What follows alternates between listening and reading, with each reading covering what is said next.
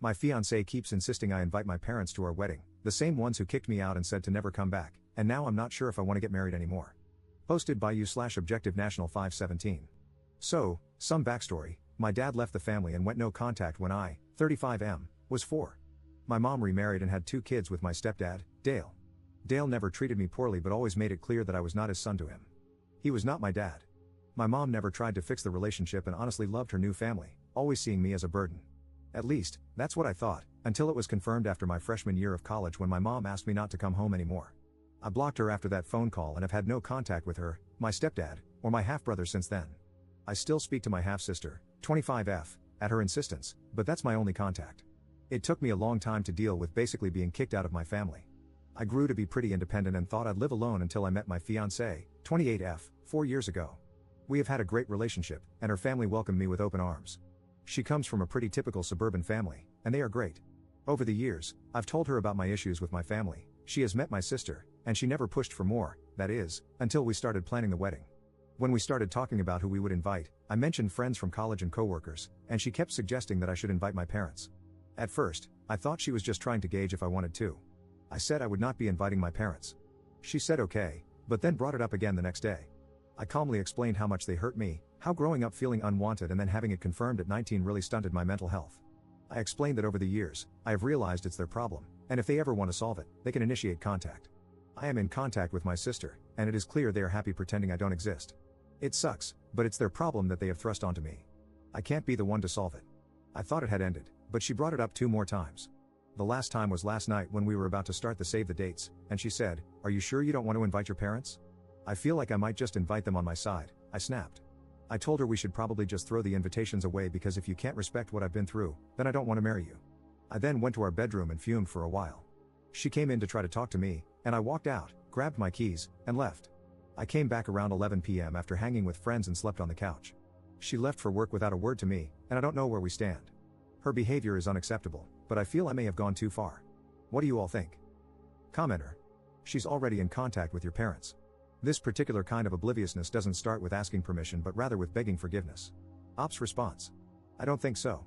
I go to dinner or talk with my sister every Thursday night, and she would hint if my mom and Dale wanted to reconcile. They don't. They honestly are happier pretending I don't exist. Update 1 day later. I'm very overwhelmed by the many thoughtful responses. Thank you to everyone who took the time to respond. I thought I would give an update. My fiancé normally gets home around 5:30 p.m., so after I was done working, I worked from home. I waited for her to show up. I got very worried when it was 6, and she still wasn't home, but around 6:15, she showed up with my sister, which was a big surprise. While my sister and I connect every Thursday, we live 45 minutes away from each other, so her popping by is not normal. Both of them looked very anxious, so I was very confused. I asked them what was going on, and my sister just burst into tears, saying she's sorry. After about 5 minutes of her losing it, she started talking about the family. Apparently, when she told my mom and Dale that I got engaged, it created a rift between them. Not because they cared about me, but because my half-brother, who is 27, is still living at home, single, with no steady job. If you're thinking, wow, they kicked you out at 19 but let him stay there past the age when he could rent a car, don't worry, I said it out loud. My mom apparently wants to do the same to my half-brother, but Dale won't let her. So, they are currently separated, with my mom living with family and refusing to come back until my half-brother is out of the house. For some reason that defies all logic and reason, my sister thinks that getting an invite to my wedding will bring the family together since it was my engagement that caused the rift. At this, I blew up a bit. I told her that my engagement had nothing to do with it, that their awful parenting and poor relationship skills caused it, and not to put that crap on me. She cried even harder, and this time I was not going to console her. My fiancé was just sitting there the whole time, so while my sister was trying to pull herself together, I questioned my fiancé about this. She also teared up a bit, and told me that my sister had been telling her how I always bring up the family on our Thursdays, and that deep down, I wanted to repair the relationship. I asked how she could believe that when I was very clear that I was no contact with my family, and had never mentioned wanting to be in contact. I told her that I share everything with her and would never hold back something like this without talking to her. She's always been my sounding board. When I switched jobs last year, we talked about it every night, and her advice mattered more than anyone else's. She apologized and then wanted to show me her phone, specifically the messages between her and my sister. At this point, my sister perked up and asked her not to show the phone conversation, but my fiancé told her she was trying to save our relationship. It turns out my sister had been straight up lying about our Thursday conversations. She was saying that I was always talking about reconciling, that I would never admit it but was partially at fault too, and that I really wanted to see them all again. Every time I told my fiancé no, she would text my sister, and my sister would respond, claiming that I just couldn't be open because I was embarrassed. All of this was completely false. I would be perfectly happy never seeing any of them again. I can't believe my sister still sees them. At this point, I told my half-sister to leave and that Thursdays are cancelled. My sister put up a bit of a fight, but I ignored her until she left. She kept saying sorry over and over again, but honestly, I'm done with her. I've blocked her and will be no contact with her for the time being. It's a complete betrayal of my feelings and relationships. As for my fiancé and me, I am still very upset. She went behind my back with my sister, never asked me about it, let my sister manipulate her, and honestly hurt me. I told her I love her, but my trust is broken. We've agreed to go to couples therapy and see if we can repair the relationship. I hope we can, but right now, it's a toss-up for me. She's got a lot of work to do. Update 8 days later. A lot has happened, so I'm just going to try and spill it out in order. After my sister left, I told my fiancé that I loved her but didn't trust her at the moment. I felt like she took my sister's side instead of mine. So, I continued to sleep on the couch for a couple of nights. She was walking on eggshells around me, and I hated it, but I just wasn't ready to forgive her. Then, on Friday night after I hung out with friends, I came home and crashed on the couch. We had had an innocuous conversation, but she did ask me to come to bed, and I told her I just wasn't ready. I woke up to use the bathroom at around 3 a.m., and she was sleeping on the floor next to me. I don't know why exactly, but it touched me deeply, and I cried a little. It meant so much to know that she wanted to be near me, even when I was being unloving. It really turned the tide for me. I woke up a few hours later, and she was making me breakfast, a surprise since Saturday is usually my big breakfast making day.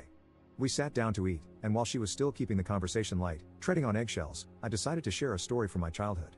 I told her how Dale used to make breakfast for the family but never included me. I was older, so I slept in, and when I got up, there was rarely any breakfast left. If there was, it was in the fridge, and no one would eat with me. I explained how much our Saturday brunches mean to me and that I hadn't really ever talked about it, which wasn't fair to her. She looked at me with tears in her eyes and apologized again, but I told her I didn't need it.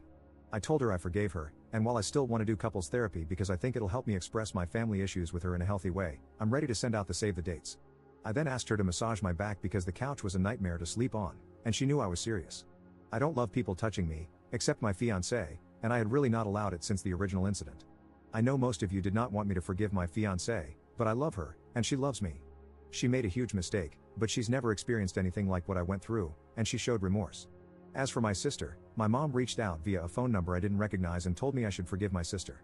I told her to screw off, and that just confirmed my sister really never had a relationship with me at all, because if she knew me, she would know that contact with my mom would only make the situation worse. I then blocked the number.